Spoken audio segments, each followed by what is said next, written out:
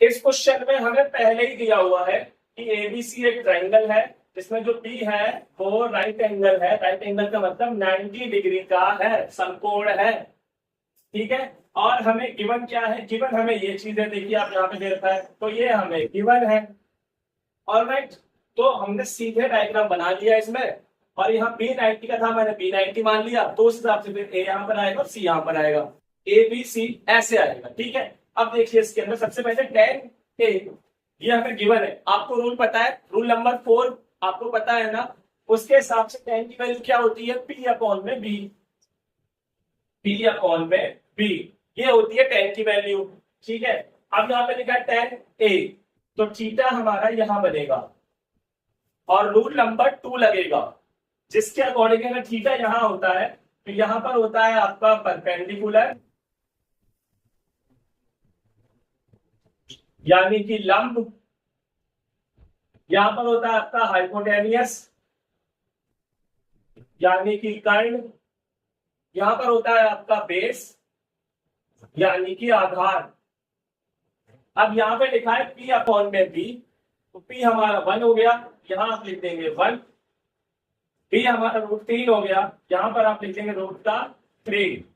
हमने वैल्यू डाल दिया है रूल नंबर 2 के अकॉर्डिंग, क्योंकि यहाँ पर A था तो हमने A पर थीटा लगाया है। किसी क्वेश्चन में A यहाँ पर आ जाता है। ठीक है, जैसे इस क्वेश्चन में बोल रहा था कि B90 का है, इसलिए मेरे को A यहाँ मानना पड़ा। अगर क्वेश्चन में कुछ नहीं कहता तो मैं इसको इसको भी इसको C मान लेता, जैसे कि मैंने क्वेश्चन नंबर 8 में किया था। ठीक है, फिलहाल कह रहा था कि B है 90 का, तो मैंने यहाँ पर B को 90 माना, फिर A यहाँ पर आएगा, C यहाँ पर आएगा। इतना आपको ध्यान रखना है। ठीक है, अब देखिए हमारा रूल लग चुका है, तो फिर हमें इसकी जरूरत नहीं, हमने इसको हटा दिया, क्योंकि हमारे रूल से काम हमें मिल चुका है, जो हमें चाहिए था, हमने इसको हटा दिया। ये 1 है, ये √3 है। अब हमें थर्ड साइड पता करनी है, 2 साइड हमारे पास में है, तीसरी साइड पता करनी है। और आपको मैंने बताया था जब भी हमें साइड पता करनी होती है ट्राइंगल की, तो हम रूल नंबर 3 लगाते हैं, पाइथागोरस थ्योरम, यानी पाइथागोरस प्रमेय। तो हम यहाँ पे लिखेंगे यूजिंग पाइथागोरस थ्योरम, हिंदी वाले लिख देंगे पाइथागोरस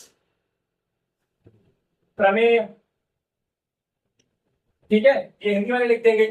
अब देखिए वो होती क्या है? वो होती है h का स्क्वायर बराबर में b का स्क्वायर प्लस में b का स्क्वायर। ठीक है, हाइपोटेनियस, परपेंडिकुलर, बेस, कर्ण, लंब, आधार। अब देखिए यहाँ पर रूल नंबर 3 के हिसाब से यहाँ पर कहां पर h आएगा, कहां पर p आएगा, कहां पर b आएगा, तो ये चीज होगी हाइपोटेनियस यानी कर्ण, रूल नंबर 3 के अकॉर्डिंग। ये चीज होगी परपेंडिकुलर यानी कि लंब, और ये चीज होगी बेस यानी कि आधार, रूल नंबर 3 के अकॉर्डिंग।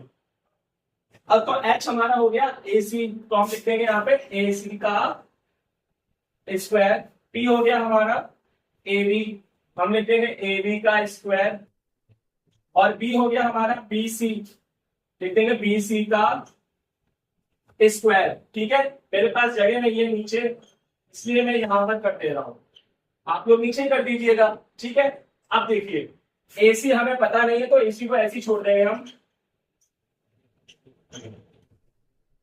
AB हमें पता है, AB हमारा √3 है, तो √3 का स्क्वायर कर देंगे हम, और BC हमारा 1 है, तो 1 का स्क्वायर कर देंगे हम। तो ये तो आपको ये ब्रैकेट की जरूरत है, उसे हटा दीजिए। √3 के स्क्वायर का मतलब है कि √3 का √3 से मल्टीप्लाई है। जब सेम नंबर होते हैं रूट के अंदर, तो वो रूट से रूट कट जाता है और नंबर केवल एक बार उतरता है, सिर्फ एक बार, तो 3 आएगा बस। ठीक है, अब 1 का स्क्वायर करना है, तो 1 × 1 यानी 1, इनको जोड़ेंगे तो 4 हो जाएगा हमारा। अब यहाँ पे स्क्वायर है, जब इधर आएगा तो वो रूट लग जाएगा। अब 4 का क्या करेंगे, हम एलसीएम ले लेंगे, पेयर बन गया हमारा यहाँ पे 2 का। जब हमारा पेयर बन जाता है तो वो नंबर केवल एक बार आता है और उसके ऊपर रूट नहीं आता है, तो हमारा आंसर यहाँ पर आ गया AC हमारा आ गया 2। तो हमारा AC कितना आ गया गाइस? 2। अब देखिए AC हमारा 2 आ गया, हम यहाँ पे 2 लिख देंगे। अब हमें इस रूल से मतलब नहीं है, रूल नंबर 3 से, क्योंकि वो लग चुका है, उसे हटा देंगे अभी हम। अब हमें निकालना क्या है, तो हम सबसे पहले इसका फर्स्ट पार्ट करेंगे, जो कि हमें sign A cos C, cos A sign सी, ये हमें करना है। ठीक है, अब आप देखिए इसमें जो थीटा है वो बार बार चेंज होता रहेगा। जैसे कि सबसे पहले ए है तो हमें थीटा लगाना पड़ेगा ए पर, अब उसके हिसाब से पी यहां आ जाएगा और आपका एच यहां आ जाएगा और बी यहां आ जाएगा। ठीक है, ए के हिसाब से। अब साइन की वैल्यू क्या होती है, रूल नंबर 4, साइन की वैल्यू पी अपॉन में बी, सॉरी पी अपॉन में एच। तो पी हमारा है 1, एच हमारा है 2। क्लियर हो गया। अच्छा, साइन ए और कॉस सी के बीच में कोई निशान नहीं है, जब निशान नहीं होता तो हम मान लेते हैं वहां पर मल्टीप्लाई। अब हमारा है कॉस सी, सी आपने थीटा लगा रखा है ए, इसको हटाएंगे, जैसे ही हटाएंगे तो ये बी पी एच सब हट जाएगा और थीटा सी पर आएगा।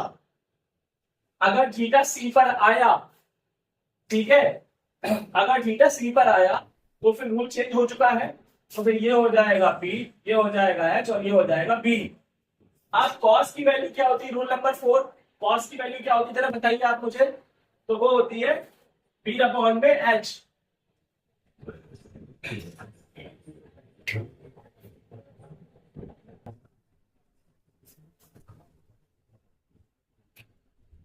आपका जो बी है वो 1 हो गया, एच 2 हो गया। अब प्लस का निशान तो लगा देंगे, प्लस का निशान। अब फिर से है कॉस ए, तो कॉस है तो रूल नंबर 4 तो वही रहेगा पी अपॉन में एच, लेकिन ए है, सी नहीं है, ए है, तो फिर थीटा फिर से कहां लग जाएगा आपका ए पर, और ये रूल हट जाएगा यहां से। मतलब ए पे थीटा होगा यानी इस तरफ, तो रूल नंबर 2 के हिसाब से ये पी, ये एच और ये बी। अब देखिए कॉस बी अपॉन में एच, बी आपका है रूट का 3 और एच आपका है 2।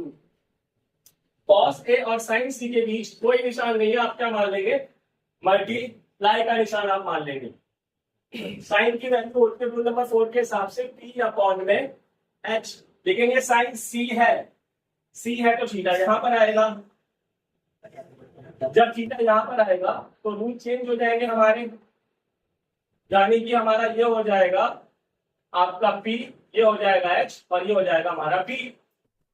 ठीक है, तो उस हिसाब से साइन C यानी साइन होता है हमारा P अपॉन में H, P हो गया हमारा रूट का 3, H हो गया हमारा 2। तो हमारा रूल अब लग चुका है, अब हम इसको हटा देंगे। ठीक है, अब इसे सॉल्व कर लेंगे। मल्टीप्लाई में सामने सामने मल्टीप्लाई होता है, 1 बन जा 1, 2 2 जा 4। रूट के 3 का रूट से मल्टीप्लाई करेंगे, सेम रूट है और सेम नंबर है अंदर, रूट से रूट कट जाएगा और नंबर केवल एक ही बार आएगा। मैंने यहाँ बताया भी था, नंबर केवल एक ही बार आएगा, लेकिन नीचे तो रूट नहीं है ना, तो 2 2 जा 4 हो जाएगा।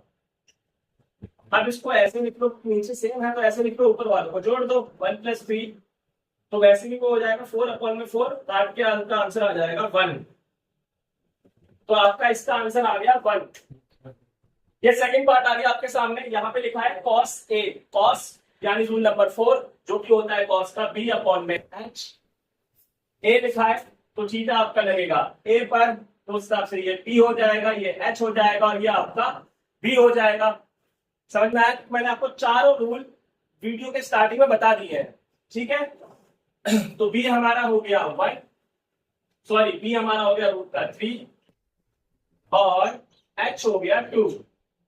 तो कॉस है हमारा खत्म हो गया, कोई निशान इनके बीच में मल्टीप्लाई लगा देंगे। फिर से कॉस ही लिखा हुआ है तो ये तो वही रहेगा, लेकिन यहाँ पर सी है तो थीटा ए पर नहीं सी पर लगेगा। तो यहां से इसको इरेज कर देंगे, यहां से इसको इरेज कर देंगे, यहां से इसको इरेज कर देंगे, यहां से इसको इरेज कर देंगे और थीटा हम लगा देंगे यहां पर। जब थीटा यहां लगेगा तो ये हो जाएगा हमारा पी, ये हो जाएगा एच और ये हो जाएगा बी। तो कॉस है तो फिर से बी अपॉन एच रहेगा रूल नंबर 4 के हिसाब से। बी हो गया हमारा 1, एच हो गया हमारा 2, माइनस का निशान लगाएंगे। अब है साइन ए और रूल नंबर 4 के हिसाब से साइन का होता है पी अपॉन में एच, लेकिन ए है तो थीटा ए पर लगेगा, तो ये रूल तो हट जाएगा। और यहाँ पर जो थीटा लगता है उसको रूल लग जाएगा, यानी ये पी, ये एच और ये बी। अब देखिए साइन है तो पी अपॉन में एच, पी हो गया आपका 1, एच हो गया 2। साइन है और साइन को कोई निशान नहीं तो मल्टीप्लाई मान लेंगे अपन लोग, ठीक है। अब यहाँ लिखा है साइन सी, तो रूल नंबर 4 तो ठीक है क्योंकि साइन है तो वही रूल लगेगा फिर से रूल नंबर 4 के हिसाब से, बट यहाँ साइन सी है, थीटा यहां से हट जाएगा और ये वाला थीटा काम आएगा, तो फिर आपका ये हो जाएगा पी, ये हो जाएगा एच और ये हो जाएगा पी। अब लिखा है पी तो पी आपका है √3, एच आपका है 2, तो आपका ये वाला रूल भी खत्म हो गया, तो हमें जरूरत नहीं है इन सब की, तो हम यहां से हटा देंगे इसको। अब हम सीधे सॉल्व कर लेंगे, तो √3 का 1 से करेंगे तो √3 आएगा आपको पता है, और नीचे 2 2 जा 4 हो जाएगा, माइनस 1 का √3 से करेंगे तो √3 आएगा, क्योंकि 1 की वैल्यू नहीं होती है इसीलिए बोल रहा हूँ, और 2 2 जा 4 हो जाएगा। यार सेम नंबर है 0 आएगा, क्योंकि माइनस हो जाएगा ना, सेम नंबर है तो 0 आ जाएगा। आपका ये क्वेश्चन खत्म।